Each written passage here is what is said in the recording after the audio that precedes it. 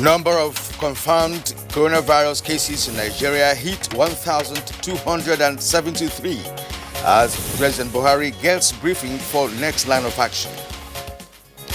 We are giving a technical recommendation first of all, from the medical point of view, and we have also brought the overall summary and position of the Presidential Task Force, which, as you know, comprises of not only the Health Ministry but other ministries. Kano State government to prosecute lockdown violators in mobile courts. Ogun State to enforce compulsory use of face masks from 1st of May. If you don't wear a face mask, because in fact when we arrest you, we'll take you to an isolation center. And on Good Morning Nigeria today, we shall discuss COVID-19 with focus on the role, if any, of local governments.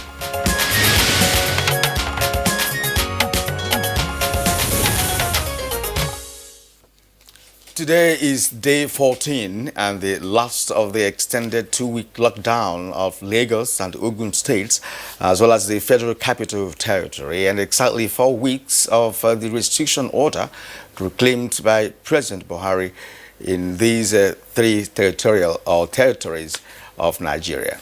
Well, Kirian, this means that Nigerians will be anticipating yet another presidential directive to know the next line of action. Now, with a growing number of confirmed cases of COVID-19 in Nigeria, Nigerians can almost predict another extension and possibly expansion of the restriction order. But that is left ultimately for the federal government to decide and announce, possibly much later in the day, based on the recommendations of the Presidential Task Force on coronavirus. You did right, Kingsley, because with the prolonged lockdown and closure of the land, air and seaports, except for some essential services, Nigeria has moved beyond having imported cases of coronavirus to the unpleasant mode of community transmission, which the health authorities say is largely responsible for the rising cases, besides increased testing capacity. And to say the least, the trend of community transmission is worrisome. Very worrisome indeed, Kirian, especially when you consider the fact that there are a number of persons at the grassroots level who apparently still do not believe that there is anything like coronavirus. And for them, life is business as usual nationwide. Even here in the Federal Capital Territory, despite the restriction order, places such as Jikoi, Kuje, Pegi, and Karimo, to mention a few, are still bustling with activities, perhaps for lack of capacity and personnel on the part of the security agencies to enforce the restriction order. You are indeed right, and only recently an organization which also postponed its meeting earlier scheduled for Abuja's city center due to the restriction order merely shifted the venue to one of the suburbs where the organizers felt there would be no hindrance as there is minimal or no enforcement of the restriction order beyond the highways and city centers. And this is why many are asking, what is the role of the local government in containing the coronavirus pandemic and complementing the efforts of other tiers of government? And Kingsley, it's not just a question of shifting venue. In some local government areas, there are social activities still going on, like weddings and football, local football, and others. So it's becoming so worrisome at this point in time. Absolutely. I mean, it's like there's no appreciation of why there is a lockdown in the first instance, and that the chief purpose of the lockdown is to arrest community transmission of COVID-19. But the questions you have asked with regard to the role of local governments is a pertinent one, because ideally local governments ought to be co-opted as part of the national response to a health crisis of this nature. That is, if the primary health care centers were equipped and functioning, even if they were to serve as isolation centers. But unfortunately, that isn't the case, as the Nigeria Center for Disease Control, that is the NCDC, has to dispatch emergency response teams from Abuja to various states. As we speak, Kano is experiencing multiple deaths and mass burials with no explanations or clues more than 1 week after. And Kingsley, you just mentioned the seeming nonchalance to the pandemic at the grassroots, and one wonders if this would not have been addressed if these were proper or if there were proper channels of communication and information dissemination at the local government level. There's also lack of social distancing and observance of personal hygiene measures in the markets, which of course fall under the purview of the local governments. Of course, the local government is the closest to the people and ordinarily ought to be able to provide baseline data that will facilitate the distribution, say, of palliatives at this critical time. But where is the local government in the fight against COVID-19? And ordinarily, what should be its complementary roles in managing a pandemic of this magnitude? Are the local governments inactive and forgotten as a tier of government even at this critical time? Say that again, Kingsley, because many of them are dysfunctional at the moment. Well, these questions and more we shall pose to our guests as we discuss the role of local governments and COVID-19 on Good Morning Nigeria today. Welcome to the program. My name is Kirian Umayo. And I'm Kingsley Osadolo. I join my colleague Kirian to also welcome you to the program, reaching you as always live on the network service of the Nigerian Television Authority, the NTA, and we are Africa's largest television network. We are broadcasting here from our Abuja headquarters studios. In the course of the program, we have our regular complimentary segments, and these include newspaper review, business, and others. In the meantime, let's take the highlights of the morning news, and here is Ifema Ojinta. Good morning, Ifema. Good morning, Kingsley and Kirian. Good morning, Nigeria. Here is the morning news. As at 11:50 p.m. last night, the Nigeria Center for Disease Control, NCDC, announced 91 new cases of COVID-19 in Nigeria, increasing the total number of confirmed cases to 1,273. Out of the 91 new cases, 43 are in Lagos, 8 in Sokoto, 6 in Taraba, 5 each in Kaduna and Gombe, 3 each in Ondo, FCT, Edo, Oyo, Rivers and Bauchi, 2 cases in Osun and 1 case each in Akwa Ibom, Bayelsa, Ebonyi and Kebbi states. 239 patients have been discharged, with an increase in number of deaths to 40 so far. President Muhammadu Buhari on Sunday received an update from the Minister of Health, Osagi Ehanire, and the Director General of the National Center for Disease Control, Chikwe Ihekwazu, on the rising number of confirmed cases of coronavirus in the country and ongoing efforts to stem the tide. We have given a technical recommendation first of all, from the medical point of view, and we have also brought the overall summary and position of the Presidential Task Force, which, as you know, comprises of not only the Health Ministry but other ministries. And we have aggregated the opinion that we have, weighing the health and the social and economic factor and everything. Everybody is working very hard to solve this problem, because we know that testing really is the bottleneck at the moment into increasing the number of people that we can afford care. But it's a complex process. There are no easy solutions. I can see that some people are already procuring rapid diagnostic test kits. They don't work as far as we know. So I really recommend that we all stick to the national strategy, build on it, support its expansion, and together we'll get on top of this. And it's day 14 of the second phase of the lockdown, and Nigerians wait for the next line of action as violators are apprehended in FCT.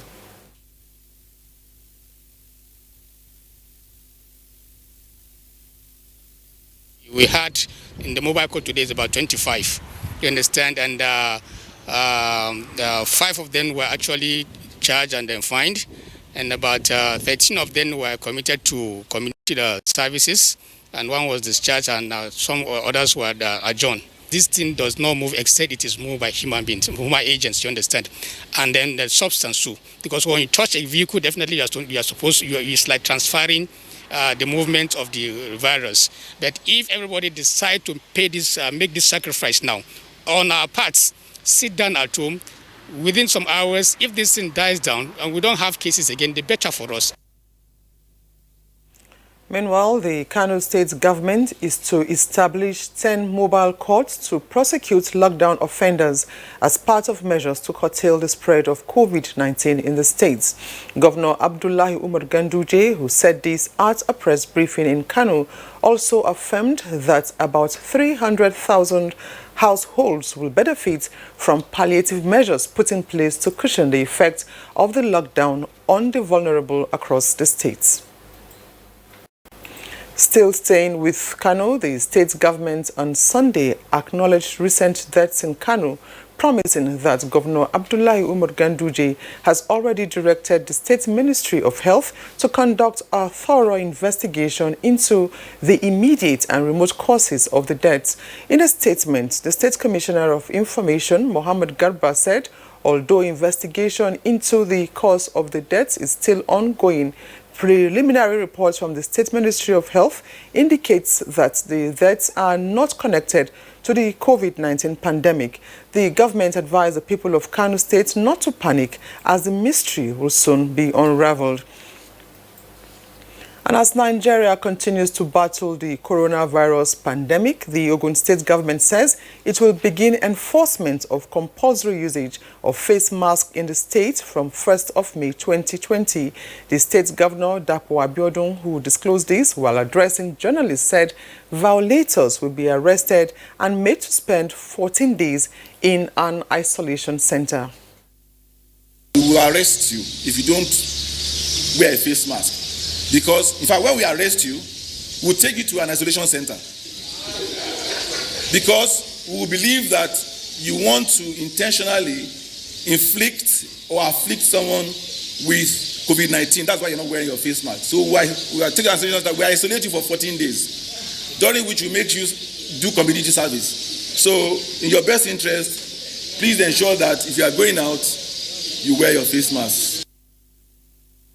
And now to security matters. The Ekiti State government has confirmed the abduction of the state's commissioner for agriculture, Folorunsho Olabode, by suspected bandits at about 7 p.m. on Sunday, April 26, 2020, while transiting from Ado-Ekiti to his hometown, Iye-Ekiti.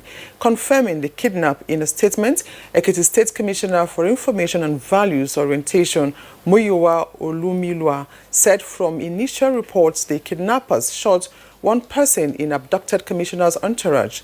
Governor Kayode Fayemi has mandated the security agencies in the state to ensure prompt and safe release while assuring residents that adequate measures are ongoing to maintain the peace and security of the state.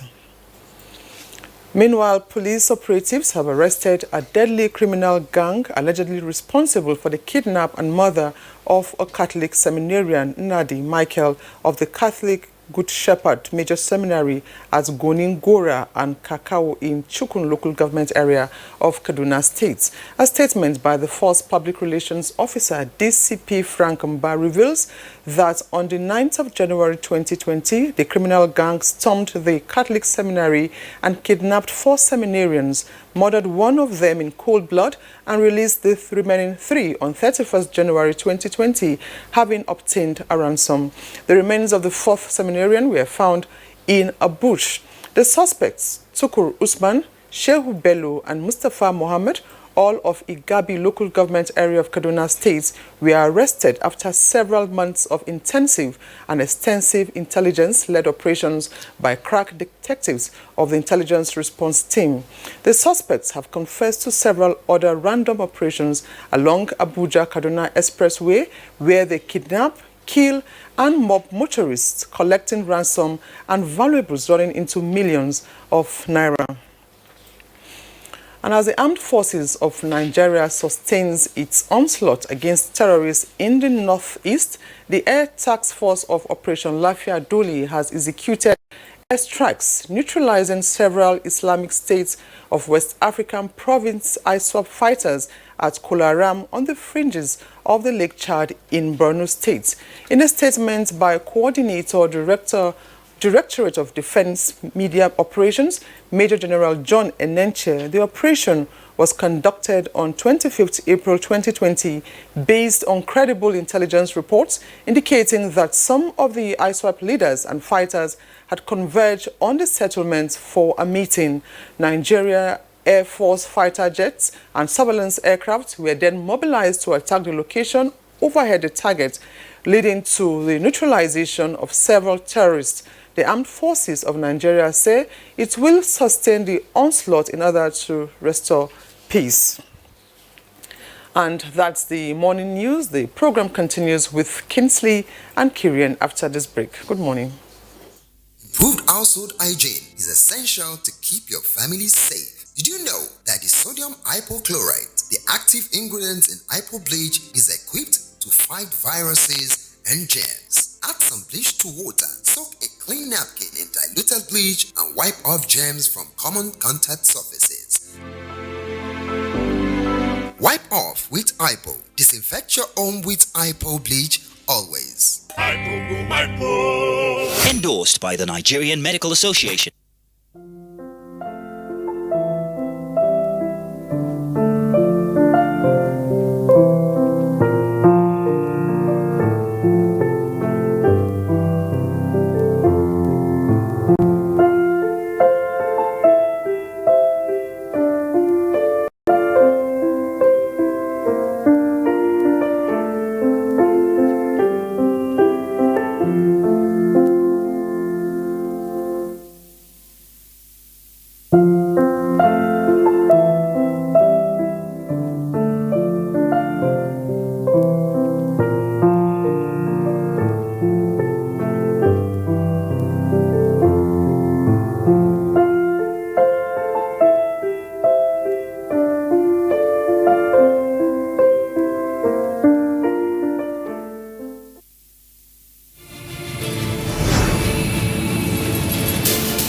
As you can see, I'm at home, I'm reading a book. When I get bored, I watch movies. Life has not stopped. Together we can beat this thing. All we have to do is make sure we do the necessary things, which is wash our hands, use hand sanitizer, frequently wash your hands with soap. Please avoid crowded environments, crowded places. If you must head out maybe to get groceries, use the face mask. So please stay safe, stay responsible, and stay at home.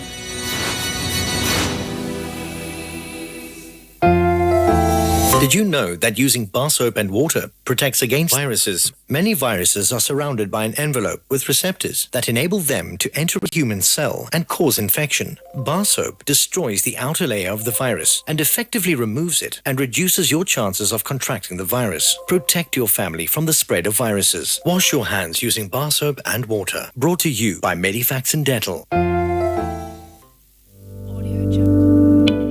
Coronavirus is real.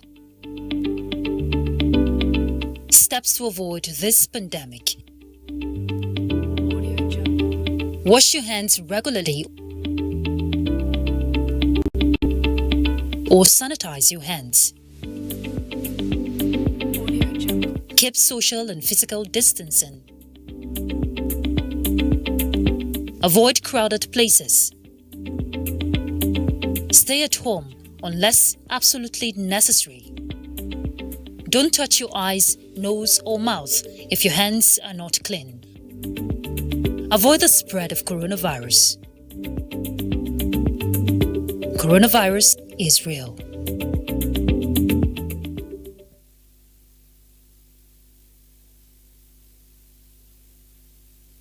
The main way coronavirus spread is when infected people sneeze and cough. Small droplets of fluid expelled by cough or sneezes are laced with viruses looking for new respiratory tracts to infect.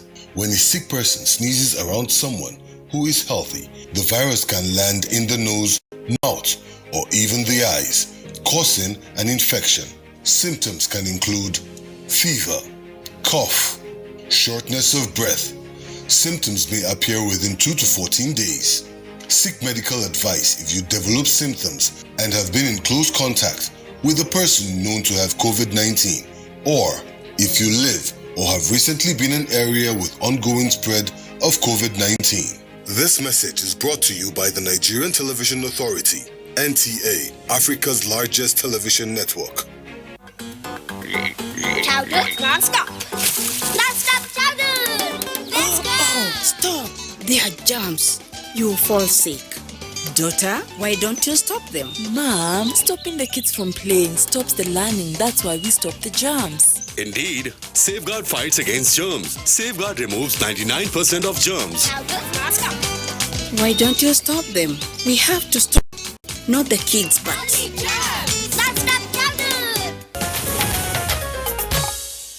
You're on to Good Morning Nigeria, and next is business news. Kolo Mohammed is our guide. Hello and welcome. Good to have you along. The drug and vaccine for COVID-19 may have not been arrived at just yet. However, one instrument applied by the city of Wuhan in China successfully stopped its spread plus community infection. In the absence of drugs and technology, Wuhan says discipline is the instrument that has led to reopening of the city's business and removal of thriving tendencies of COVID-19. What China controlled COVID-19 mainly is because of discipline. Take Wuhan for example. It is because of discipline Wuhan locked down the whole city, everybody staying home. And everyone followed the instruction of staying home.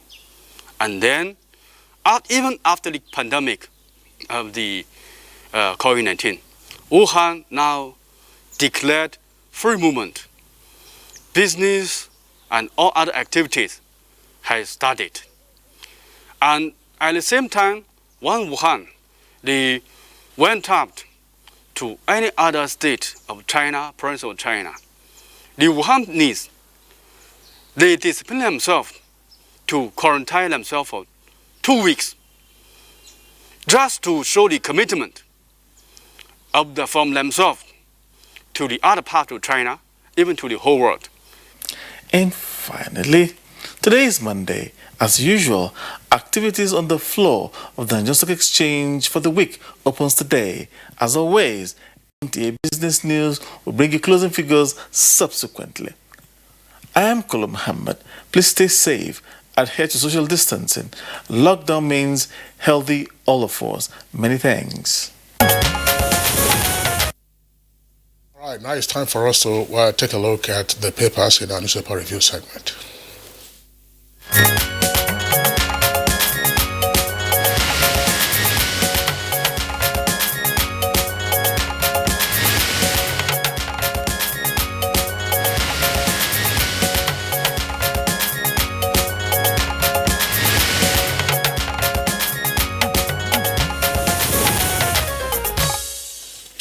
We now have Bayo Atoyebe, our newspaper reviewer, with us. As always, you're welcome, Bayo. Thank you, Kirian. Good morning. Good morning, Kinsley. Good morning, Nigeria. Bayo, good to see you. Thank you.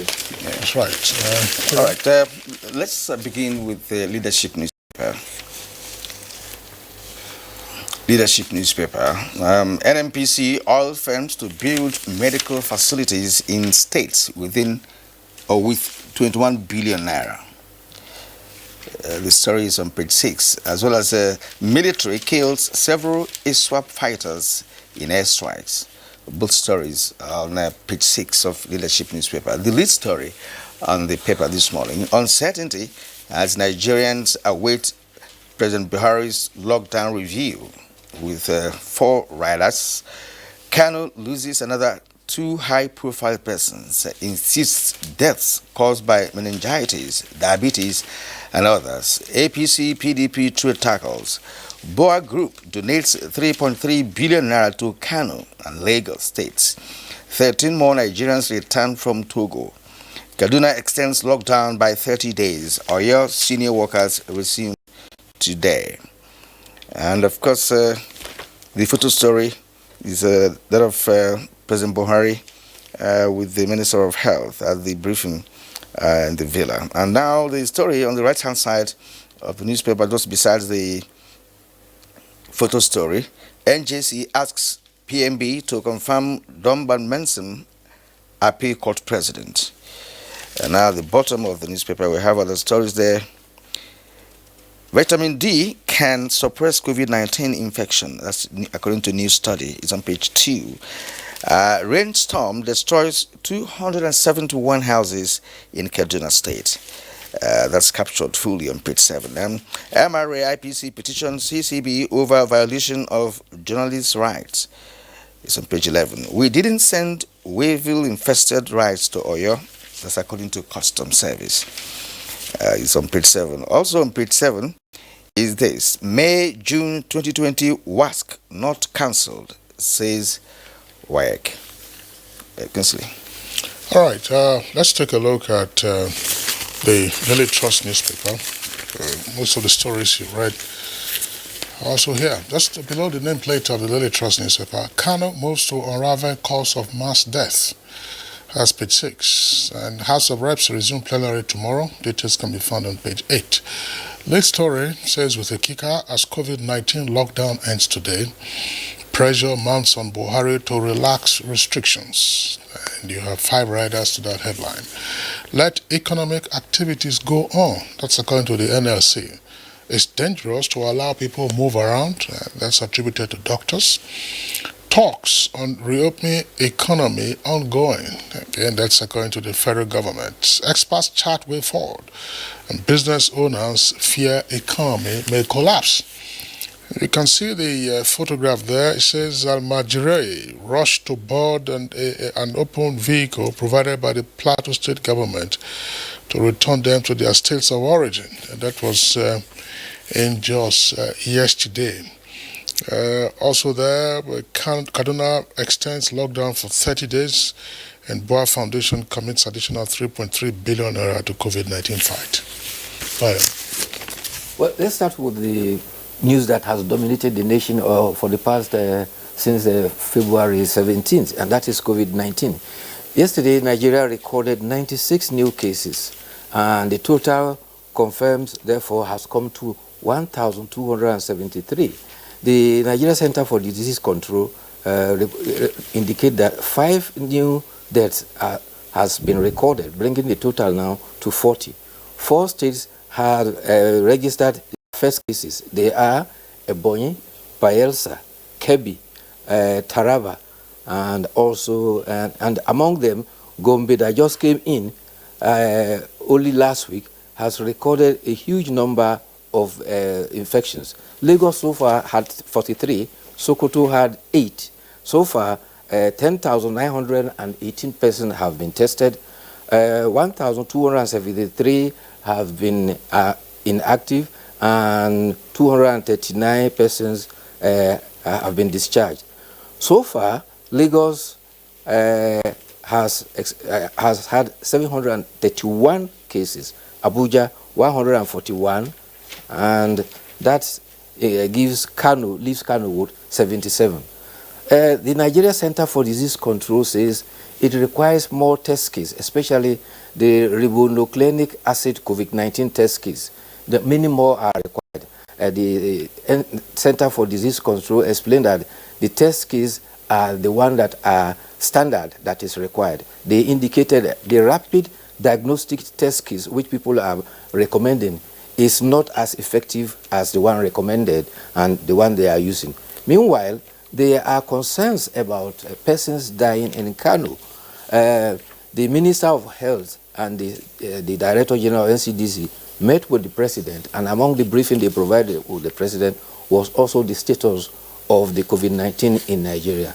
The Kano State government, meanwhile, has put up a statement to rule out COVID-19 with the incidences of deaths reported across the state.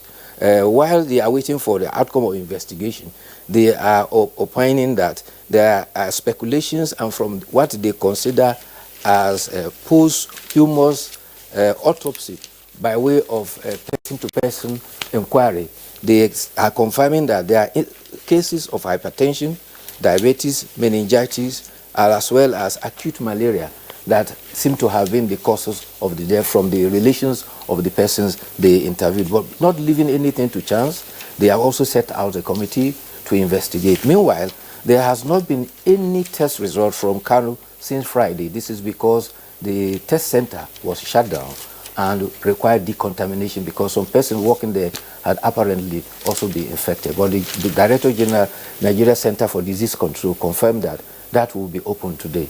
There is also initiative with Kano, Bayero University Kano, to open another test center. This will go a long way to enhance the testing capabilities in Kano. Yeah. The Kano state government too is making initiative to put in place some other supplementary testing to arrest the challenging situation in Kano.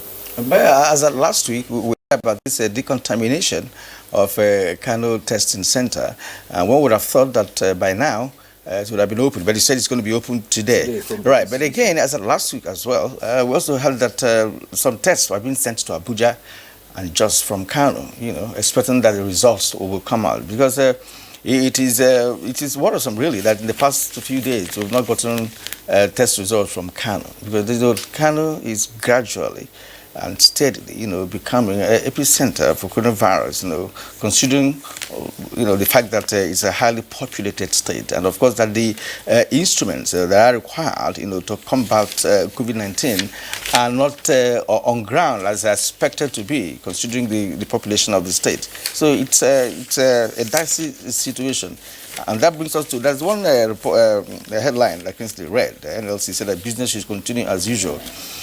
I'm afraid that if that happens, I don't know, only God knows, because if you study what happened elsewhere, you find out that if you open up carelessly, especially in some very highly prone areas, it's going to be very problematic for the nation.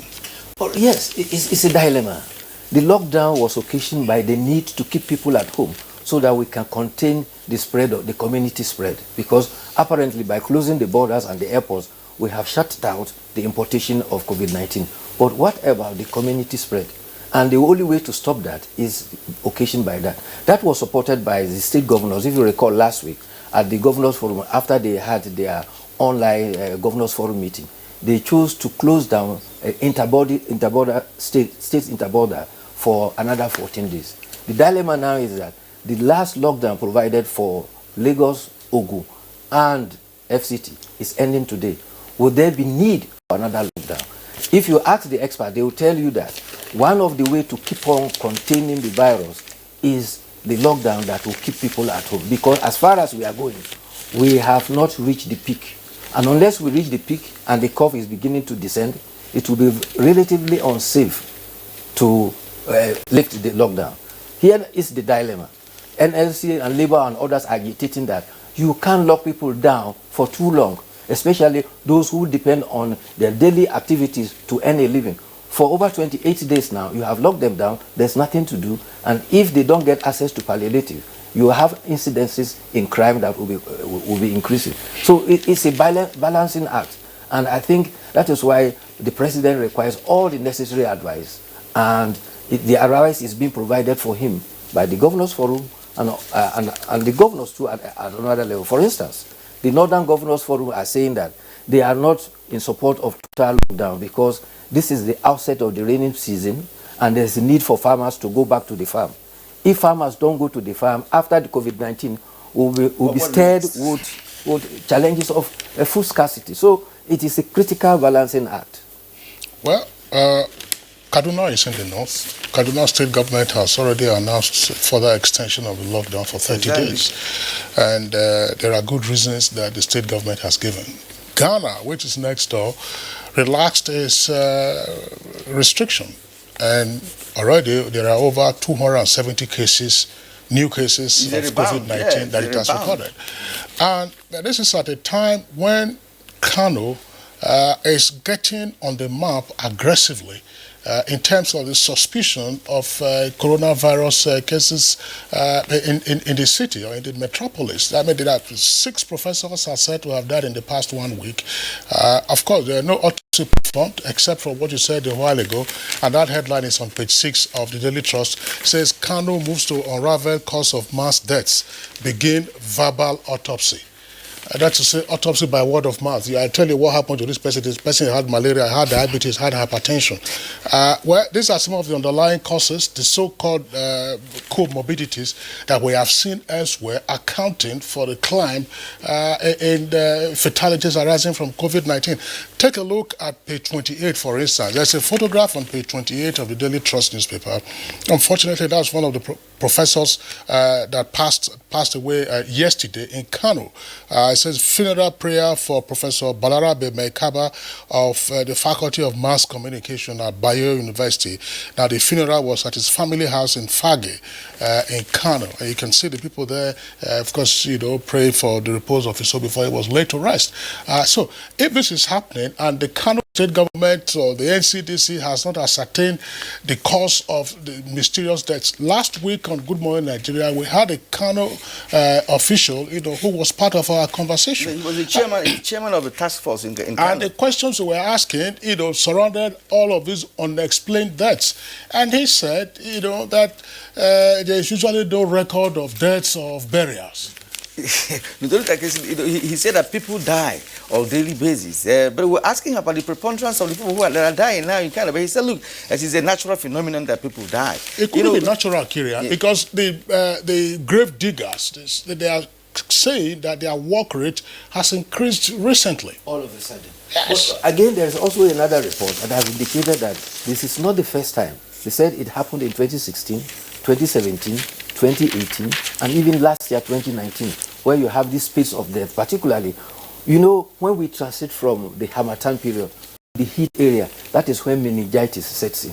And from some of the report they have indicated here now, these persons are aged people who had underlying causes, some hypertension, some diabetes, and therefore they were prone to meningitis and other ailments. They're even reporting acute fever and typhoid. Opportunistic ailments. So unless they conclude their investigation, we may never can tell. There could be even an underlying epidemic that we are not aware of that's trying to rear its head. Exactly. Okay, can we now go to the editorial? Yeah. Okay, editorial for today is from Daily Sun newspaper. It's actually on page 11. The title is Rescue Plans for the Economy. That's to say, what happens after COVID-19? Of course, the economy has been hit, and most nations of the world are already targeting what plans will they put in place to be able to recover from the economic shock that was precipitated by coronavirus. And so in Nigeria here, of course, we have our own peculiarities, when it comes to the economy and how it's run. So let's start from Bayo on this editorial. The editorial by, I think, the Sun is saying that there is need to rescue the economy, and it's pointing out that the IMF has already predicted that we will suffer a recession of about 3%. We hope our economy will be resilient enough to be able to absorb the consequences of COVID-19. But the editorial is pointing out that already, with 90 million living below the poverty line, after COVID-19, there's a lot more that needs to be done. And therefore, the editorial is happening on the fact that it is not enough for central bank to provide about 15 trillion naira to support infrastructure. There also has to be support for the agricultural sector and the economy to ensure that especially those in the informal sector can get back to work, so that you have the small scale, the medium scale, and enterprises can all bounce back and revive, because that is where the economy of Nigeria relies. You recall that in some 7 years ago, the Nigerians were rejoicing that we said Nigeria had rebased its economy and it was then projected to be the largest economy in Africa.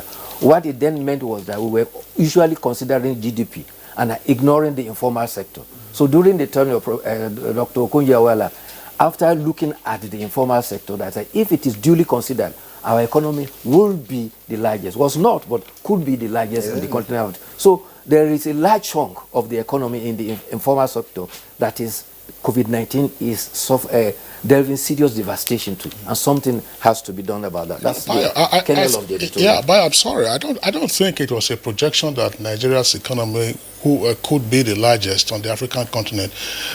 On the basis of the rebasing, it was considered as the largest economy on the African continent based on GDP. It wasn't a projection. It was that, look, on the basis of the metrics that were utilized, it was indeed the largest economy. The World Bank and the also IMF also concurred to that. Absolutely. And you also saw that they brought in the service sector. Nollywood made some significant contribution, plus all of that. But I think that post-COVID-19, the president has an economic advisory council. So this is part of the assignment that the president should farm out to his economic advisory council to say, look, what are your projections?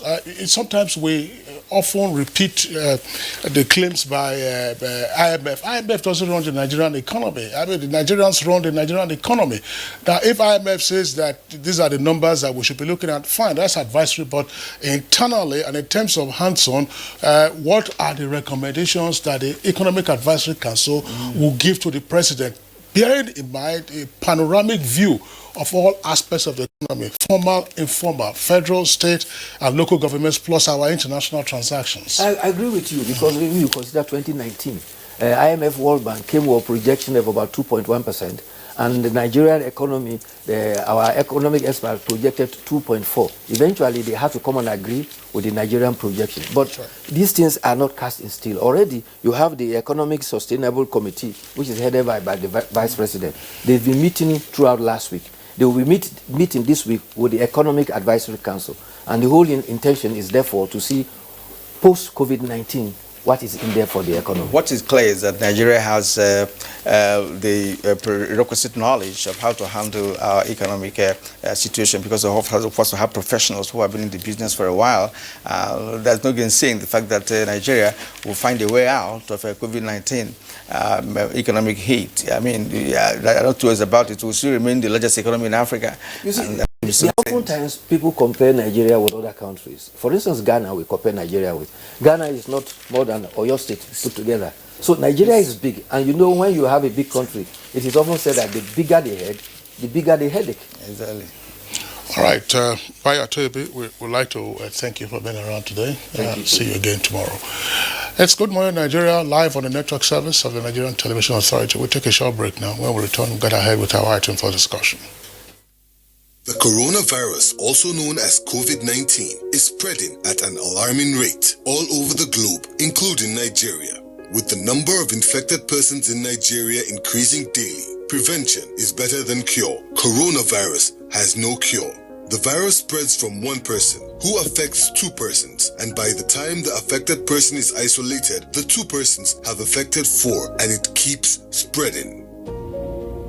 You must take preventive measures to save yourself and that of the people around you. Always wash your hands with soap and water. Put distance between yourself and others. Whenever you cough or sneeze, cover your mouth. Clean and disinfect surfaces. Stay at home if you're sick and contact the proper authorities. Together, we can cut down the spread of the coronavirus. This message is brought to you by the Nigerian Television Authority, NTA, Africa's largest TV network. Ankara shopping with the right baseball. This one. Oh wow, it's beautiful. Omo, this fabric, it go fade though. The new area Ankara, it go take good care of it. And the price, cheap. Try new Ariel on your Ankara and colors now. Welcome, dear. Have you washed your hands? Inside my house again. This thing not the key black man. I don't know if it's misinformation or poor hygiene that will kill you first. Coronavirus is real, and good hygiene practice will save your life. Anyway, no hand washing, no eating. I will not take care of it. I was one of the parents.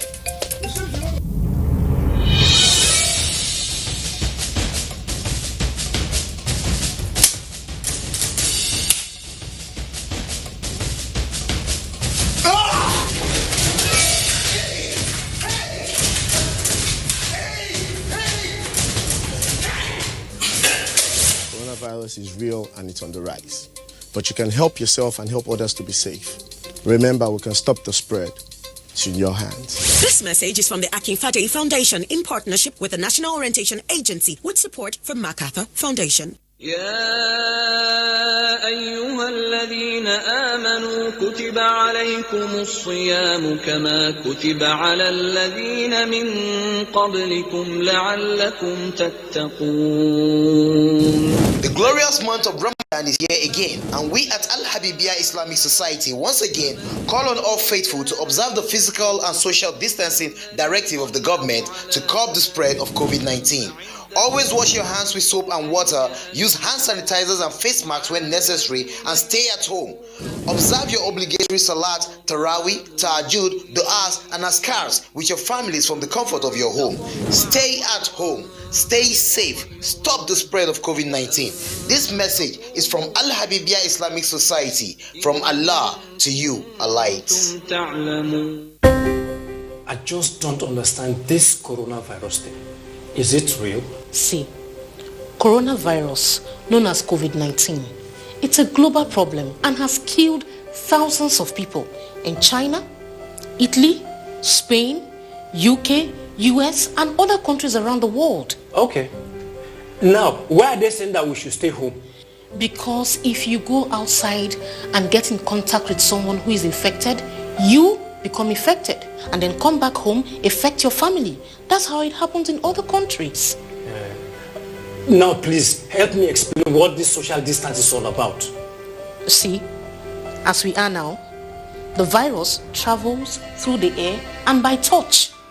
We must maintain 6 foot distance at all times. Oh, so it's not by washing my hands with soap and water or hand sanitizer that is only important? Washing of our hands regularly is very important. But we must come together and fight this virus like we did Ebola. It is our responsibility to each other.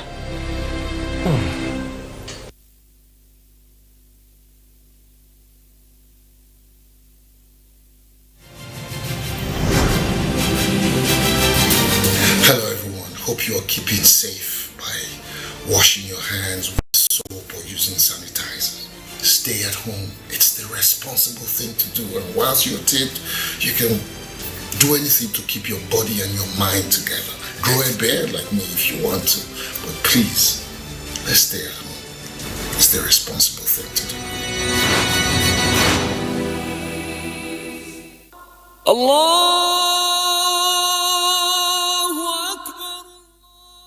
The Nigerian Supreme Council for Islamic Affairs, under the leadership of its President General, His Eminence, the Sultan of Sokoto, Alhaji Muhammad Saad Abubakar, CFR MNI, congratulates the Muslim Ummah on the commencement of the fasting of the month of Ramadan, beseeching Allah to grant us the blessings of the month and to inscribe us among the inhabitants of Al-Jannah.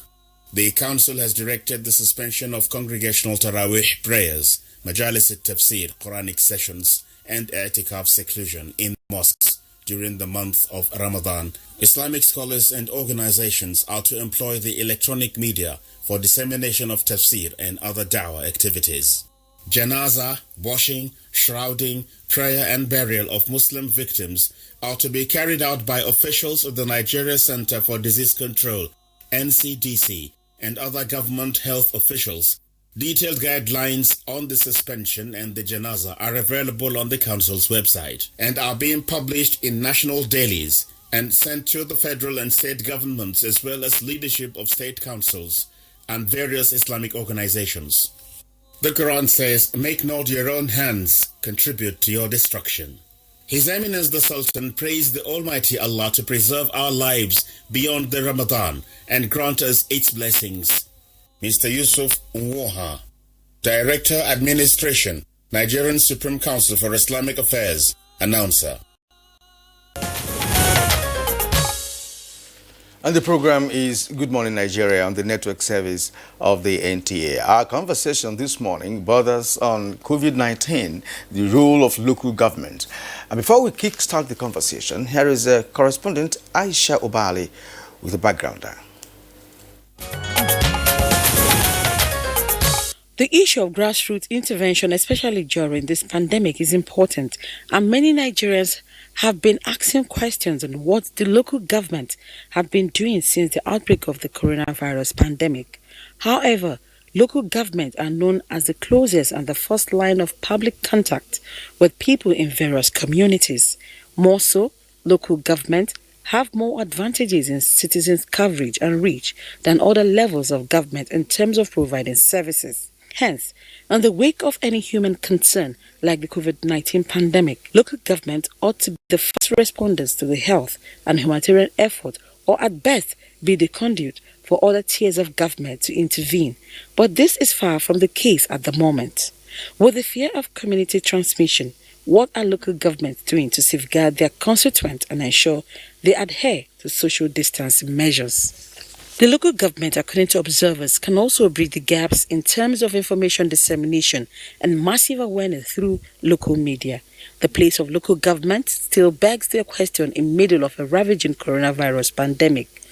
While at this critical period, local governments may want to complain of financial inadequacy, taking up responsibility would need a clear understanding of their roles and strategic mapping to complement other tiers of government. Broadly, there are three identifiable agendas of the federal government in the fight against the outbreak of COVID-19 in Nigeria, which includes restriction order, the lockdown, distribution of palliative to poorest of the poor, as well as testing and treatment of COVID-19 patients. Does the local government have operational roles to play within the spectrum of COVID-19 agenda? These and more questions will be answered by our guest on Good Morning Nigeria. All right, we have guests with us here in the studios as well as at our network centers to join us for this conversation. First, let's welcome Salau Nuhu Ozigi. He is the Director of Finance and Accounts of ALGOM, which is the Association of Local Government Areas of Nigeria. But he's a member representing all the local governments and area councils on the Presidential Task Force on COVID-19. Pleasure to have you with us on the program this morning. Good morning, sir. All right. Also here with us in the studio is one of our regular guests, Abdullahi Adamu Candido, who is Chairman, Abuja Municipal Area Council. Chairman, pleasure to have you again on Good Morning Nigeria. It's my pleasure. Good morning, Nigerians. And joining us from our Sokoto studio is Professor Mohammed Bello Yarima, Professor of Applied Environmental Microbiology and Public Health. Good morning and welcome to our program. Good morning, Kerry, and good morning, Nigerians. All right, we have from our Benin studio, Dr. Eric Osayande, Chairman, Igboba Oha, Local Government Council, Edo State. It's a pleasure to have you with us today on Good Morning Nigeria. All right, Kirian, now we understand that the Benin Center is not ready to join us for this conversation immediately. I mean, once access is clear, then we shall get Dr. Osayande to be part of the conversation. But let's begin broadly by taking a look at the Presidential Task Force, of which you are a member. I'm talking about Salau Ozigi. What exactly is being spelled out for the local governments, and what exactly are you contributing to the work of the Presidential Task Force? Thank you very much. Globally speaking, the Presidential Task Force has committees that actually factor in the responsibilities of all the levels of government, as well as stakeholders and donors, in regards to to reduce the spread of COVID-19 to the local rural areas and the local communities. I, as a representative of the local government area councils in Nigeria, representing at the PTF, takes the responsibilities of strategizing initiatives at the risk communications and the community engagement functional team of the PTF. This risk communication and community engagement is the one to look at all strategies based on the protocols of the PTF to see that we curtail the spread of the COVID to the rural populace and the communities in Nigeria. How is this translated into reality on the ground? Yes, a lot of things has been done. The state government, for example, formed a committee, established a committee to look and manage the issues of COVID. And at the local government level, it's also synced down, where they had the local government sensitization and implementation committees. And these committees has members within the local community, the interest group within the local communities, like the traditional rulers, the community leaders, the religious laureates, and other like trade union, trade associations, every other interest group, student unions, they are all included, to make sure that they can have a control and management of all the issues as it concerns COVID within the local government level. Okay, as we make progress, we'll find out how the measures have been cascaded down to the council areas in Nigeria. We're talking about 774 council areas in Nigeria.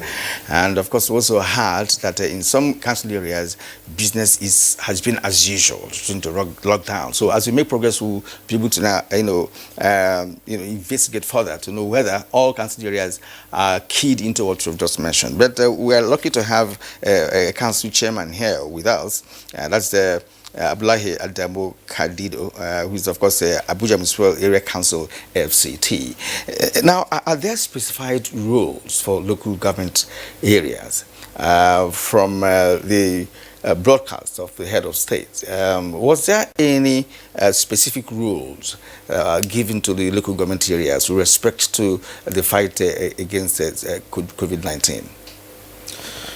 Well, Karian, I think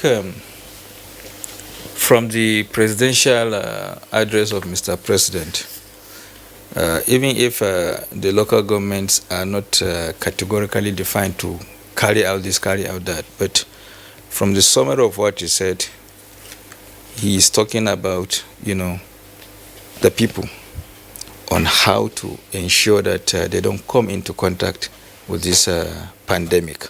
And if you are talking about the people, then the first line of contact with these same people are the local councils, because over 70–80% of the people reside in the local councils. And therefore, this informs us, without even sending any directive to us to say, or guideline to say, these are what you should do. We already know that these are things we're supposed to do. First, we need to sensitize the people on the dangers, okay, of this pandemic. Two, we need to as well properly inform them, because we have the agents that can do this information. For instance, like the director of admin Algon said, you have the traditional rulers or domicile within the local councils in the rural areas. You have the religious clerics all within the local councils. And therefore, it behoves on the local councils now to say, okay, since this is what this pandemic is eating, then we need to now talk to these people to sensitize them. And then the local council now goes again to look at, collection centers of people, because people gather. Now, if you identify some of these areas, for instance, markets, all the markets in our rural areas, right, have, people that besiege the market on daily basis to make ends meet. Now, these are areas that at where the councils, the federal government cannot come there. The councils now need to go there to say, look, gentlemen, take note of this pandemic. It's ravaging the people, it's killing the economy, and therefore take care of your health. First, don't even come to the market. Don't gather any longer, or take precautionary measures against coming together so that you do business. So these are certain things that personally, of course, I deduce from the presidential speech to say, okay, what do we now do? The moment we got that speech, what we decided to do was to go around. Okay, we have our primary health care centers. We have to sensitize them so that their first line of contact with the patient who are coming, not because they are COVID patient, but because they have one element or the other, they take, give them information that here comes again another pandemic. Please do this to guard against it. Do that to guard against it. These are things that we do. Then we also go to the market. And then we spoke to our traditional rulers. We spoke to our opinion leaders in all the communities. Then we now, delegate our the contact responsibility to the honorable council who are elected. They represent the people at the council. So we send them down home to still preach on why and how we should, guard against COVID-19. I just try to do a follow-up on this. Now, Abuja has a business network, that connects the entire council areas in Abuja, especially with respect to local markets. You do Kwarimo, for instance. That's a Tuesday market that is, is unprecedented. It's like all commerce market, and very interesting market as well. Now, are you collaborating with other council chairmen in Abuja FCT? Because to be honest with you, we've had cases where people are still gathering, even having meetings, having prayer sessions and what have you. Yes, I agree with you. The Minister of State, Federal Capital Territory, who coordinates this COVID attack and then palliative sort of committee, is directly monitoring and supervising our activities. And as far as the area councils are concerned, we are on daily basis in touch with one another. We have borders in between us. And therefore, for instance, AMAC, Abuja Municipal Council, has a lot of, windows that we had to do with, business with other area council, even with beyond the Federal Capital Territory. For instance, Karo here, the Nyanya and the old Karo, the new Karo, which is in Nasarawa State, you have a lot of chunk of people that reside in Mararaba. Mararaba is not in Federal Capital Territory, but 90% of those who stay in Mararaba do their business in the Federal Capital Territory, either as civil servants or traders. You go to Giri side, that is in Amak, but it's just bordering Gwagwalada Area Council. So we have a lot of coordination and we do things together. Sincerely, we do things together under the coordination of the Minister of State. Well, Chairman Abdullahi Candido and Salahu Nuhu Ziggy, the key thing, you have outlined various bureaucratic structures that ordinarily ought to be activated or have been activated as part of the measures to cope with COVID-19.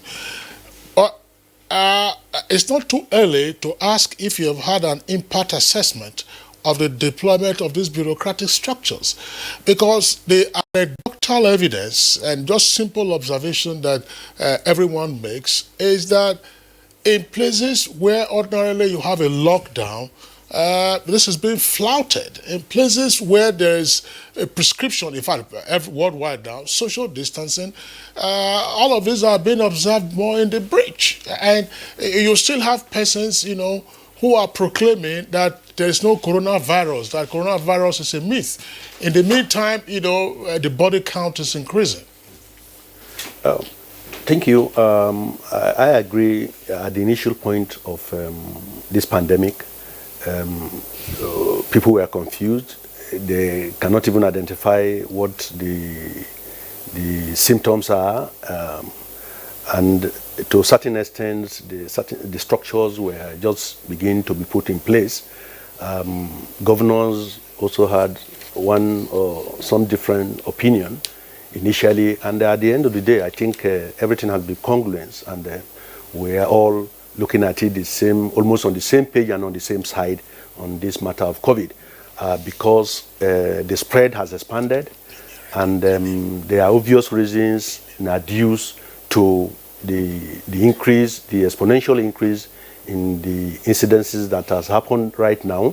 We discovered that the test centers and all of that has almost spread, almost 14, 15 of them all over the country, making it easy for more people to be tested and confirmed with symptoms of COVID.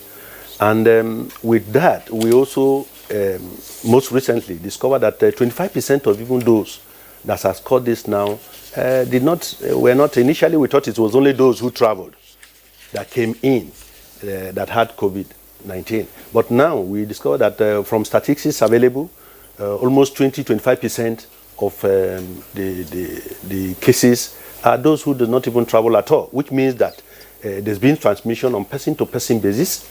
And for that reason, even like the case we have in some states, people has even left the city center into their villages before they did some contact tracing to get them. So a lot of things is going on with the committee that has been set up at both the state and the local government level.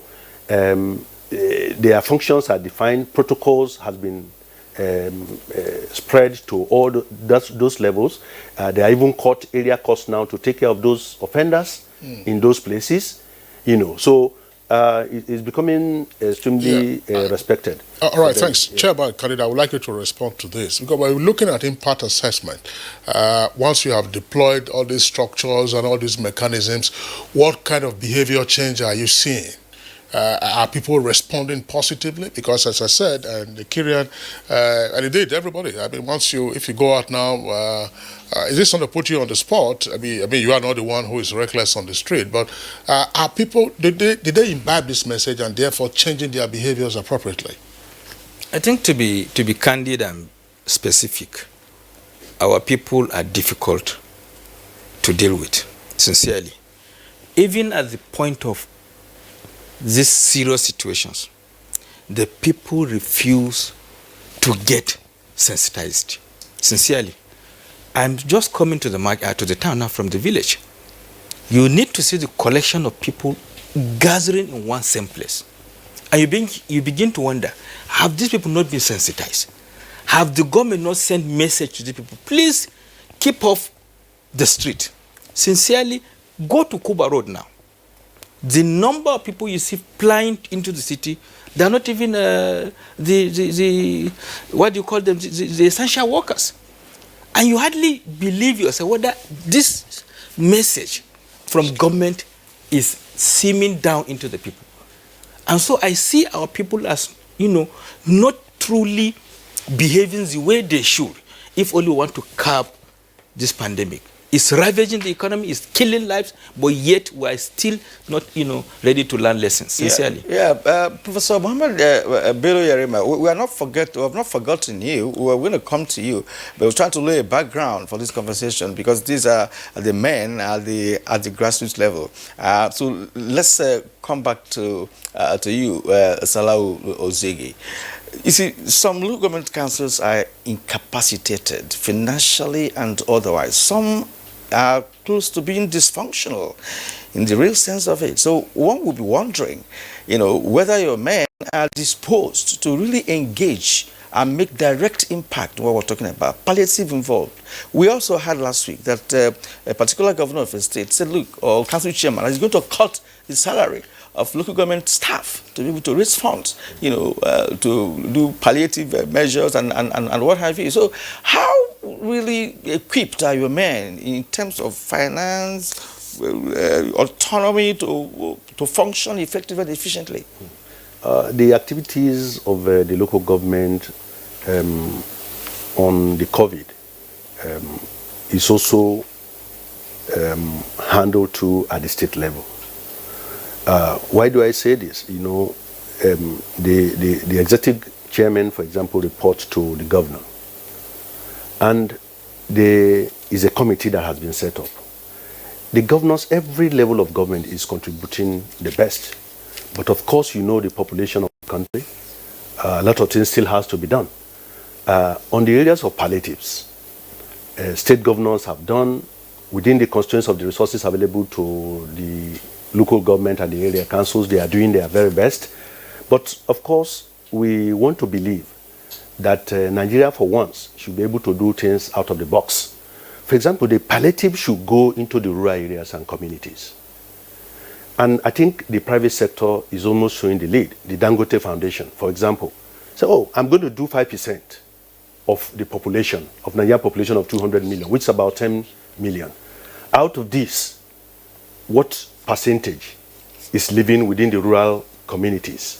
So I'm going to do this, and I'm going to distribute these palliatives through the 8,809 thereabout wards and 119,970 something 73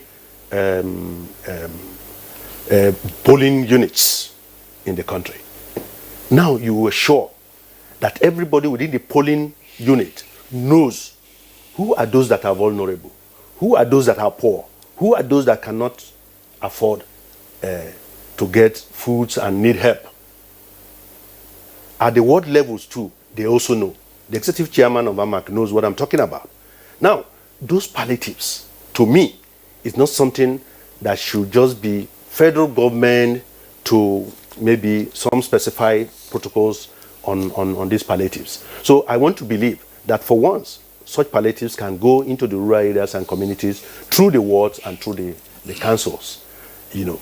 All right, thank you very much, Salau. Let's now go over to our Sokoto studios, where we earlier introduced Professor Mohammed Bello Yarima. He's a professor of applied environmental microbiology and public health. As my colleague Kieran indicated, we needed to have this conversation first with the two local government operatives, one chairman of AMAC and the other who sits on the Presidential Task Force on COVID-19, so that you have a background and a sense of what's playing out at the local government level. But from your perspective, what exactly are you seeing? I mean, are you seeing a bottom-up approach? Are you seeing the messages coming from the top cascading down so that there's general awareness, so that we don't have a false sense of confidence that, oh, what we are doing at the top is fine. But in the meantime, if you were to take off the lead and you go to the local councils, you'll find that we are barely scratching the surface.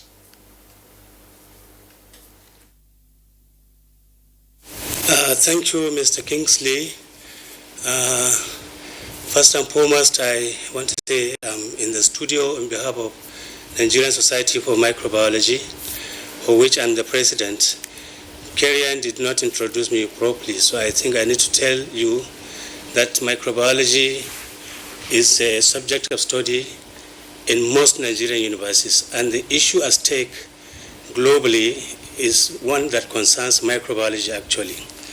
So coming back to your question, I doubt much if the top-down approach will really make any impact, especially on communities and local governments, because this disease, COVID-19, has taken us unawares. It has exposed us that we are not really ready, because the infrastructures is not a matter of palliatives, like somebody was saying. It's a matter of building infrastructures, primary health cares, day in, day out, whether there is a COVID outbreak or any, because nobody knows what outbreak is likely to come again. So I think what is important, Mr. Kingsley, is for the Nigerian government, maybe after this wahala is over, to really pay attention to building infrastructures. The health care delivery systems should be improved so that whatever comes of local governments will be able to adequately, address it. Another thing that we should try to know is that, primary health cares are very important because they deal with infectious diseases and other things, and if they are not there, really, there will be problem. The secondary healthcare systems will also suffer same and other things. So we need to be very, very frank to ourselves. We need to be truthful to ourselves that we are really not ready, and this kind of palliatives will not work in this kind of situation. The problem again is the issue of the lockdown. Everybody is now locked down. In the northern part of the country, we all know that it's not surprising you find, a typical household comprising over 20 people living in the same small house. So by the time you now put them all together under one household, chances are that they compete for the small air, small things, and that can also aggravate other infectious diseases in addition to what the COVID-19 is bringing. So I think the key thing is to have infrastructures, the healthcare systems properly working from local governments, because the large chunk of people that suffers from most of these diseases are really from local government. In the states, governments have facilities at hospitals and other things. So I think we need to do something really more than the palliative. I also want to add to what you said, Mr. Kingsley, that COVID-19 is real. It's very, very real. Like, people are still doubting as to whether it exists, but it is very, very real. You hear all sorts of theories. People are saying that the virus is constructed in a lab. It's made in a virus is a living thing. We study it under microbiology. It's a living thing, and only God has the power to create living things. Okay, so it's not just created. And if you look at the incubation period of the virus, very short. That's why it is used as a candidate biological weapon. So the fact that it is used as a biological weapon does not mean that a man can just sit down in the lab and do something like that. So. Aspect, with, but well, accept my apologies. We will not provide with that information that you are the president of the Association of Applied Environmental Microbiology, and that brings me to a question that will appear to be professional in every sense of it, because wherever you are operating from, it is a council area, and I'd like you to let us know, if you could, what should be the role of microbiologists in all of this. What will be the component you're bringing in, either to fashion out what could be a vaccine or what could be a cure and what have you? And are you also collaborating with other allied professionals, in this area to see whether you can also make impact from your own end as microbiologists? Yeah, thank you very much. I think this is the question I'm waiting for.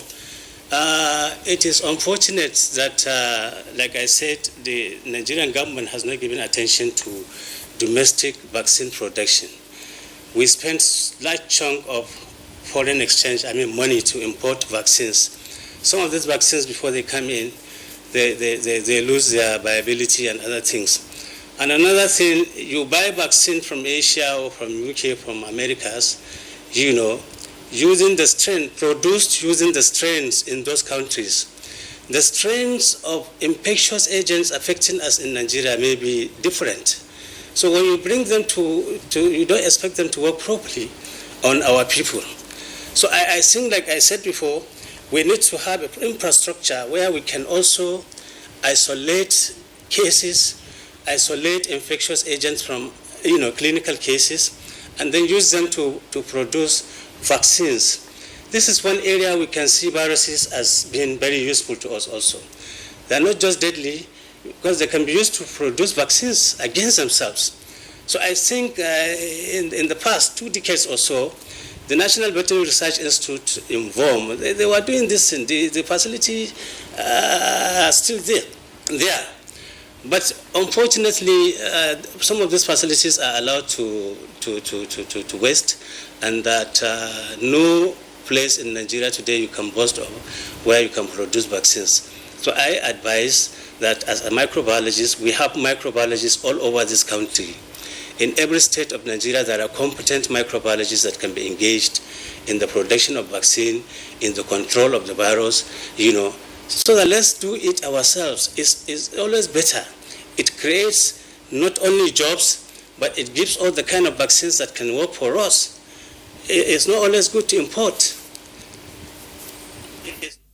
Thank you very much, Professor Mohammed Yerima. That's microbiology. As you indicated, I think virtually every university in Nigeria has a department of microbiology. When we were in school, we used to refer to microbiology as small biology, with apologies to you. We don't know how it's very significant, but we'll come back to you later on in the course of this conversation. Back to our Abuja studios. Abdullahi Candido, chairman of AMAC. Look, earlier you did say that upon the president's initial broadcasts, and even without the president's broadcast, as local governments, you already had a sense of duty as to how to pitch in terms of combating the coronavirus, in terms of the multifarious perspectives that needed to be handled. But here we are seeing a number of structures being set up at the federal level, at the state level, and in some cases also at the local government level. Are there specific functions now that local governments have to guarantee effectiveness and efficiency? For instance, it could very well be that, fine, to the extent that you are closest to the people, we will use the local government as an instrument for contact tracing. active case search and contact tracing. We will use local governments for fumigation of public places, including markets. What I have seen, countrywide, you have state government officials being the ones who are operating. And this, of course, some persons will say, further emphasizes the emasculation of local governments. So in all seriousness, are there specific rules for local governments so that there will be proper accounting to say, look, you were supposed to have taken care of this aspect. What are the returns in terms of active case search, or how many markets have you fumigated? How many public places have you fumigated? How many persons have you, pushed out to get rid of some of these persons who are still congregating in large numbers? Kingsley, thank you once again. I think I wouldn't like to sound inductive, but as a realist, of course, I would like to also state my case clearly. Because for one, as a chairman of a council, we keyed into the federal government's process of ensuring that all measures taken to ensure that we nip this issue in the bud was properly carried out. First, we fumigated even the secretariat where our people, work. We went to the markets to fumigate the markets, even after sensitizing the people on why they must not come together as usual, as they used to do. But as asked by you, I will not be able to, like I said, induct anybody. But as far as we are concerned, the 6 area councils in the Federal Capital Territory went out of our ways to do the needful, to ensure that our people who are our first line of contact get the message clearly, even without being told, go do this, all right? Even with the fact that the councils are completely out of fund, right? But we still have to manage and go out of our ways to do one thing or the other. And therefore, basically, like I said, in the Federal Capital Territory where we're operating, the Minister of State and her minister, that is the cabinet minister, put together are doing the best they can. Okay? They are as well coordinating the area councils. But where we are having some gaps is essentially from the area of funding. That is the reality. And that is why I didn't want to just now begin to say, let me induct anybody.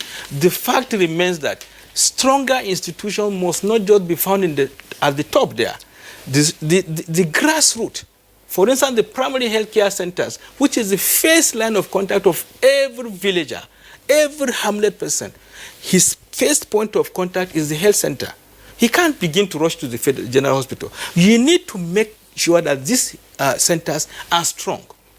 But how did they become strong? They are supposed to be managed by the area council or local government. Does the local government have this fund? They don't. And now why are they not having this fund? What are the factors militating against that? Is because local government in the first place were put in place and they made not to even operate in the first place. Because there are several reasons why I can write a book on, by the experience of my stay in office, by next month I'll be 4 years in office. I've seen it all, that except something is done, most of these local governments in the country will collapse. They will be out of work. Because what are they, why just having secretariat that is not functioning? That is the reality. Apart from paying salary, which I get from the federation allocation, if there's anywhere I should collect revenue, there's a lot of fractions there. A lot of, conflict between you and your central government. And that is what is, government has, constitution has defined what you should do and what the federal government and state government should do. But as far as the local governments are concerned, they're undermined. Okay? No respect to the local councils. And that is why we have government for the people as the grassroots. So for me sincerely, this COVID effort that we're putting, okay, will have recorded much success if the local councils are really seen to be working. We're only left now to be, okay, go and provide palliative. Like the professor said, if you provide palliative to the people, you give them food. This food, there's no government on earth that can ever feed these people 100%. No government. Mm. And this serious situation is just like a war. We are just like a war situation. Exactly. During the war, does anybody wait for somebody to come and give him food? No. You need to make sure that you protect yourself. This is the situation. Indeed, this is even a war that is more aggressive than the combatant fighting. So we need to secure ourselves first. But how do we now do that if we don't have strong institutions? We would have gotten this strong institution if the local governments are really allowed to operate. That is one of the things I'm seeing. Yeah, I want to appreciate this so much, because you have hit the head of the nail, where you have made it so clear, because we want to understand the actual involvement of council areas, whether they are capacitated to do that or incapacitated to do that.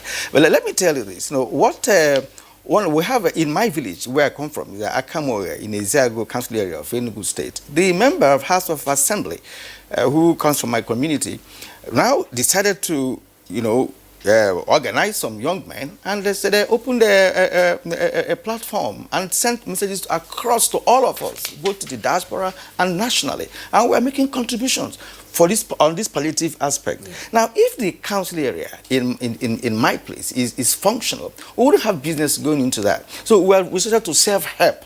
Right, and that is what it is. I'm coming back to you, because what Abdullahi Kanido said is very apt, because a council area cannot function effectively in a democratic setting unless it is recognized as a tier of government that should have its funds to function. Because apparently what is happening now is that you rely almost 100% on state governments to, of course, take even in terms of information dissemination to the council areas, which should be the primary assignment of council areas. What about the councillors? What about the councillors that we have in all these council areas? How are they engaged? How are they engaged with their wards? Because they are people that elected them to office in the first place. And so let us get it clear now. We have 774 council areas in Nigeria. And what we're talking about is the country areas having the capacity in terms of also being able to provide some infrastructure like the social amenities, water. We're talking about fumigation. When you talk about hygiene, talk about water. Are they provided? Whose duty is it to do that? The state or council areas. Is the council area empowered to do that? So these are some complex questions arising from the dysfunctionality of majority of council areas in Nigeria. Obviously, there are some challenges with the local government and council areas that has been identified by the Honorable here. But something is being done from the point of view of the PTF. For example, they expected that every local government should have a sensitization or implementation committee, and they monitor with certain KPIs, and almost 58% of the local government are complying. Of course, yes, funds is always a constraint. But I want to believe that because all executive chairmen of local government are also members of the state implementation committee, they will be able to address to that structure. Of course, that does not exclude looking for fundings, because we know the population that we have, the challenges are very overwhelming. It was not expected. Nobody knew by December that we would be in this kind of social or health problem, as well as even economy globally. So some local governments are doing their very best, just like you've said. Within the constraints of resources available to them, they're doing a lot. The PTF, for example, has the responsibilities to say, okay, these are materials for sensitization. This is the strategy to reach the people. And they watch like the behavioral change of the people. How are they complying? And they keep changing those information to mobilize and sensitize them. And some copies, for example, of posters or hand cards or whatever it is, may be produced from the central point through the NOA. A lot of agencies, government agencies, are involved in this whole pandemic control. The NOA, for example, National Orientation Agencies are involved. The NCDC, they are involved. Everybody to the local level are involved in one form of activity or the other to curtail the spread. So obviously, something is being done at the local government level. Either it's coming from the federal government, it's coming from the state government, the local government itself, or the donor agencies or other stakeholders that have been coming. For example, we have to preach not even people waiting for palliative alone, for people to help their neighbors. You know, this is an African setup, and we know, an African setting, we know that we help ourselves. You know, so those are the changes we're preaching. Salah, just before we go on this short break, see, the structure you talked about is fine. Those are bureaucratic setups. What we're talking about efficiency and effectiveness. Exactly. Efficiency and effectiveness. Look, you can say, go and sensitize. Yeah. That's okay. You go out, you take a megaphone and speak to people. Yeah. If nothing changes, it means that you haven't done your job. You have to go back. A lot has changed, sir. No, just hang on. If a lot has changed, then we won't be seeing the kind of things that we are seeing. I'm sure you know what's happening in Kano. Yeah. I'm sure you also know what's happening in parts of Lagos, even here in the Federal Capital Territory, and indeed elsewhere in the country. There's no measurement, so we cannot say that a lot has changed. Now, because the country has been, most parts of the country, we've been on lockdown for 4 weeks now. So are we going to be on another lockdown for another 4 weeks before we begin to kick in? I asked the chairman of AMAC, is the local government system being co-opted for contact tracing? Yes. Must you have special skills for contact tracing? You know, was the local government being co-opted for other, critical aspects? You don't have to be a health personnel, before you get co-opted. We're just saying use the instrumentality of that tier of government to further the ends of the fight against COVID-19. Or have the state governments usurped your responsibility in this regard? Yeah. You know, that is sorted out. For example, you have the primary health centers, like you have said, and they have health officers. In Lagos, I'm very much aware, they've been moving from house to house and community to communities, and that is why the numbers are increasing. And they use the local government health officers to do that. You understand? It's not just the structure. Initially, when this thing started, there were a lot of biases that were adduced to it. Religious bias, we must attend our mosque services, we must attend our church services and all of that.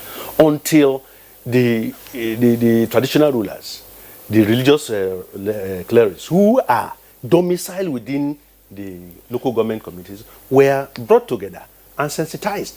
And the Sultan of Sokoto, for example, made a statement. And it began to be obeyed. And of course, there must be penalties, some sanctions for those who are going to disobey. And that's why you have seen imams, even in Abuja here, about 3 imams were prosecuted. So because of violating the orders of not gathering and all of that. So apart from the structures are working, and there are some key performance indicators that have been set to also measure what they are doing. Okay. Of course, the financial constraint is there.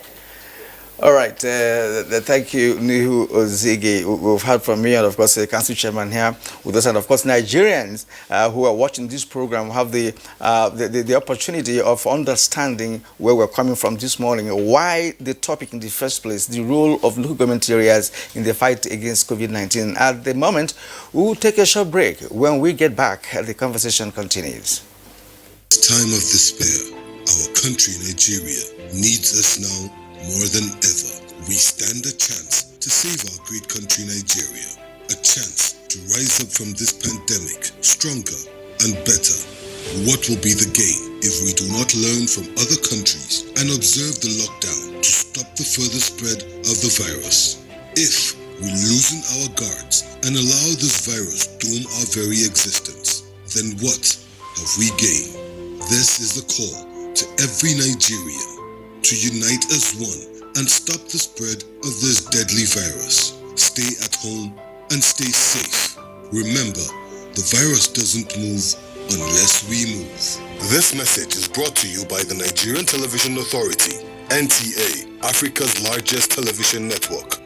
Your perfect family may be under threat by germs. Germs can cause infectious diseases like diarrhea, typhoid, and flu.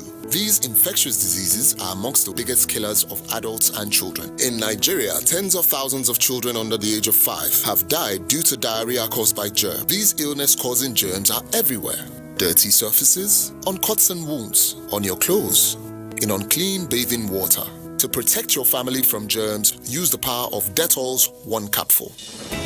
For surface cleaning, for first aid, for your laundry, in your bathing water and to protect your family from up to 100 illness-causing germs. Introducing Dettol with aloe vera. Soothing aloe vera with the power of Dettol, which is soft on skin and hard on germs. Be Dettol Sure.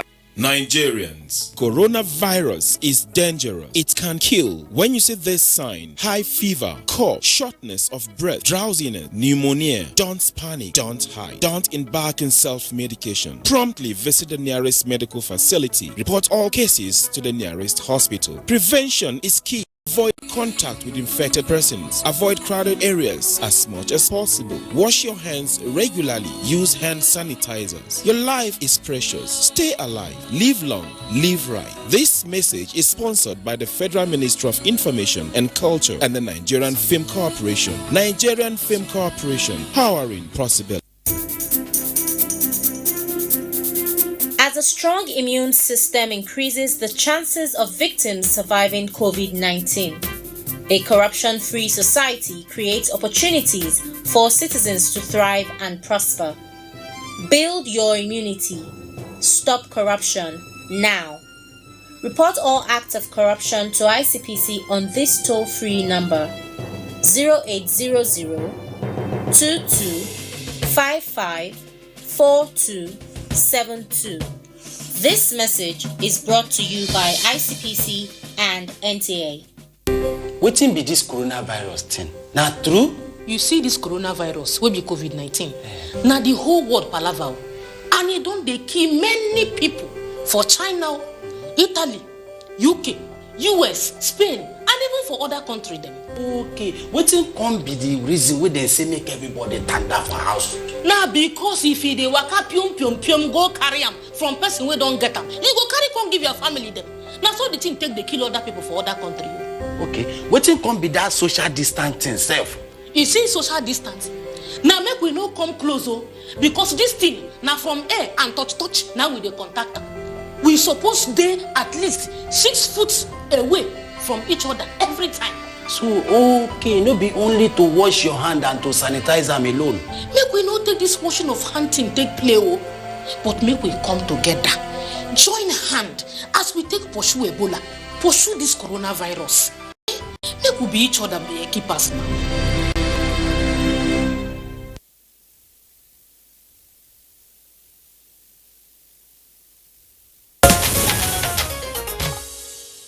Right.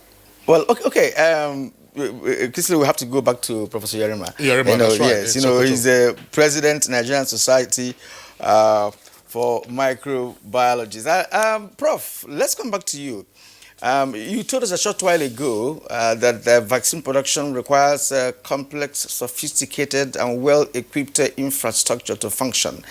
And what has been the problem or the challenge which led to Nigeria's inability to produce vaccine in the past is lack of such infrastructure.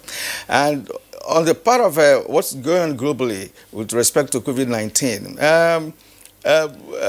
Bill Gates presently is sponsoring 7 different laboratories across the globe with the intention of either any of them coming up with a vaccine that would be appropriate to address the issue of COVID-19. Now, back to Nigeria here, you have boasted that we have microbiologists across the country.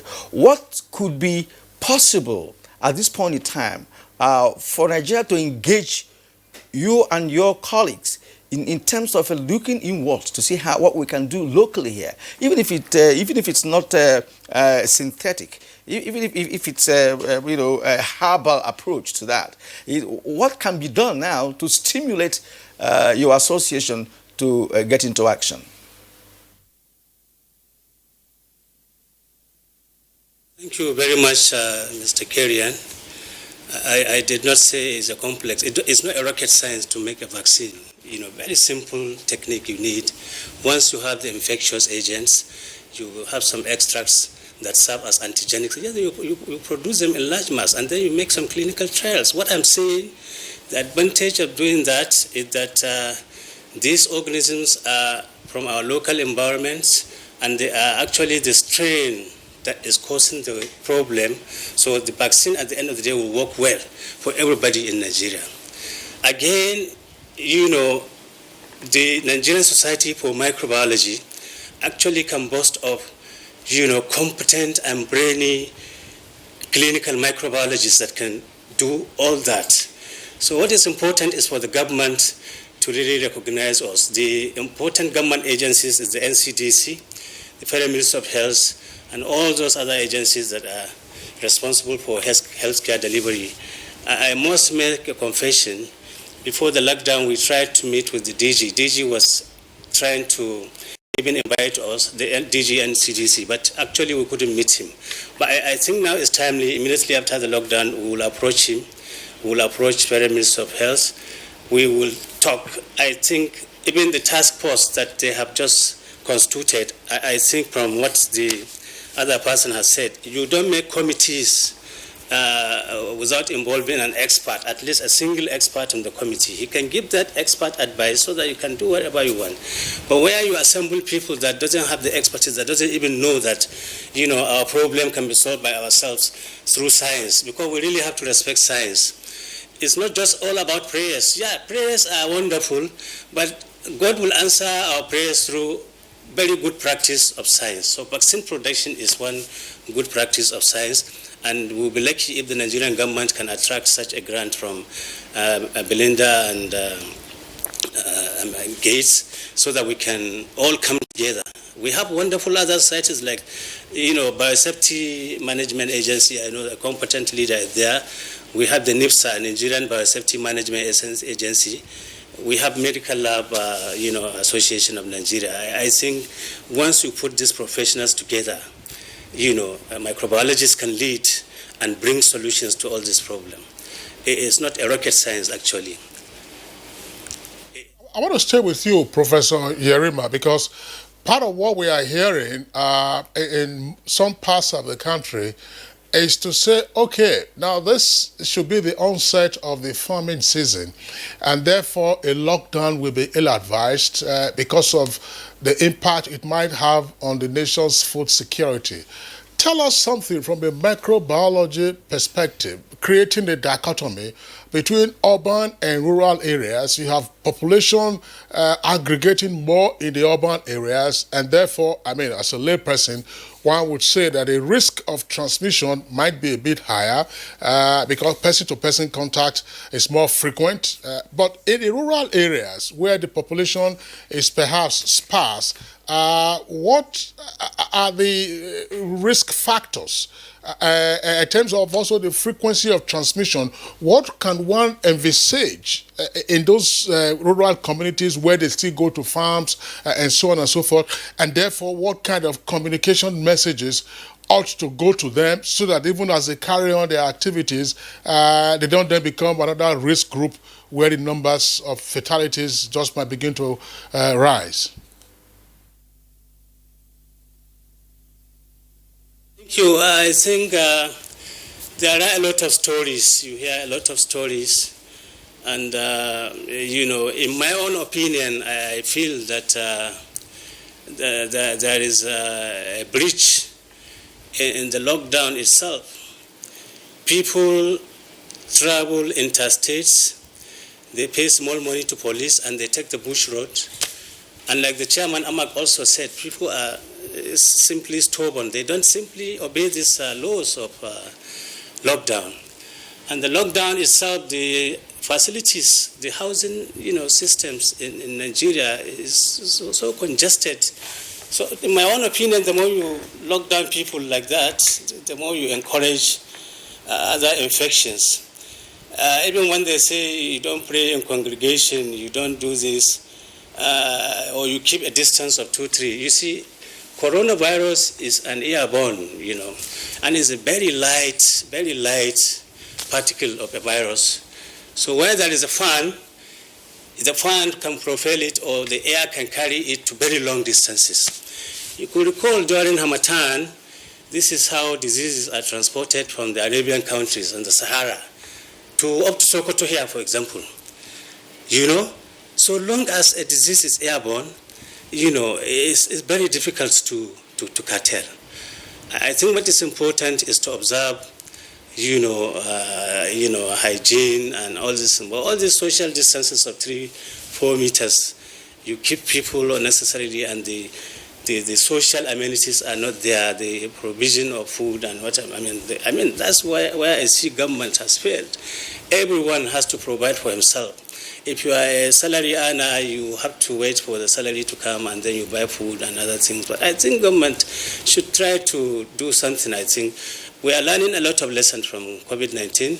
So I am sure after COVID-19, the government can sit down and see how they can make some social interventions and make infrastructures, like I said, in local government. Because in those days, we all know we have sanitary officers that go from nook and crannies of every community in local governments to make sure that gutters are properly discharged in the sewerage system. But all these officers are not there. You know, we have inspectors that will go to abattoir. Even before an animal is slaughtered, they have to assess its health status before it is actually slaughtered. But what is happening today? Most of the diseased animals, including camels, cows, and cattle, and they are diseased and they are just slaughtered anyhow. And these viral diseases are also zoonotic in nature. They can be transmitted also from animals to man. So I think it's a concern where you now allow all these offices in the local government. In fact, the most important officers in the local government now are the chairman, probably the secretary, and the treasurer. You hardly find anybody except at the end of the month when salaries are to be paid. And we usually see in every allocation committee, federal allocation committee, local governments are giving certain billions of naira, and I wonder how these things cannot be taken to local governments for chairmen on their own to begin to now build primary health centers, to build disease prevention centers and other things. I think it is important to do the right thing. It is important for government to come back and do the right thing. We expect this government, this particular government, to do that. I think I have one takeaway from what you have explained, and that has to do with the fact that vaccine production is not a rocket science kind of science, that it is possible in Nigeria. And many Nigerians will also be wondering why for over the years Nigeria has not been able to come up with any kind of vaccine, to actually address some of the diseases that we have in the tropical Africa, not just Nigeria alone. We thank you. But there's another clarification, Kingsley, that I was not so clear about. He talked about corona being airborne. Is it air transported or airborne? I wonder the difference between the two, because my little understanding, if it's airborne, that means as you get around, you could just contact it. But if it's air transported, that would be more understandable. I'm not sure. I hope I'm right here, because when it's airborne, that means we're all in big trouble. All right, thank you for I think it's important for Professor Yarima to clarify to respond to that, yes. Professor Yarima, could you clarify that? We look at the viruses. We have foodborne viruses, we have waterborne viruses, and the coronavirus affects the respiratory tract. The respiratory tract is responsible for inhalation of air and bringing out contaminated air. So when an infected person sneezes or coughs, he also throws these aerosols into the air. So it remains in the air for a while until when it gets a surface to land. And that's why we said it can be carried by air. Anything that is carried by air, I think, is airborne, so to say. And I told you that a number of viruses are also obtained from gutters, where they live in some small living organisms. There was an EU-sponsored research where poliovirus, for example, all the gutters, in some parts of Nigeria, were collected, and poliovirus were isolated from such gutters and other things. So that is the explanation. Other things. Some tweets. I think it might be advisable for us to take the tweets now. Before we get the closing thoughts of our guests. Francis Obi has this tweet. It says the local governments are closest to the people and could be used for effective dissemination of information, but they should be financially supported. All right, Mutana Farouk says local governments could have played significant roles in the fight against coronavirus if they really exist in terms of political mandates and governance. For me, local governments in Nigeria are not more than political realms which are actively featured on the pages of fiscal budget. Now, Augustine, that's the Twitter handle. If the local government system in Nigeria were effective and efficient, it would have been the best option in the fight against COVID-19. Unfortunately, it is not, and therefore may not really do much in providing services to the people at the micro level. Emeka says, can you in that panel mention any local government that is functional? The local government is a scam where the state governors usurp the powers and the allocation for their selfish ends.